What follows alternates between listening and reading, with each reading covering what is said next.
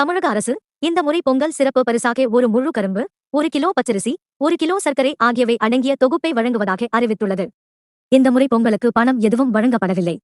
இதனை குறிப்பிட்டு பல்வேறு கட்சியினரும் பொங்கல் பரிசு தொகை வழங்க வேண்டும் என கோரிக்கை வைத்து வருகின்றனர். இப்படியான சூழலில் மதுரையில் செய்தியாளர்களை சந்தித்த அதிமுக முன்னாள் அமைச்சர் செல்லூர் ராஜு, பொங்கல் பரிசு தொகையாக ரூபாய் 30,000 வழங்க வேண்டும் என கோரிக்கை வைத்துள்ளார். அவர் மேலும் கூறுகையில், பொங்கல் பரிசு தொகை ஏன் கொடுக்கவில்லை என்பது அவர்களுக்கு தான் வெளிச்சம். பொங்கல் பரிசு தொகுப்பாக அதிமுக ஆட்சியில் 2,500 ரூபாய் வரையில் வழங்கப்பட்டது. அப்போது எதிர்க்கட்சி தலைவராக இருந்த மு.க. ஸ்டாலின், பொங்கல் பரிசு தொகையாக 5,000 வழங்க வேண்டும் என கூறினர்.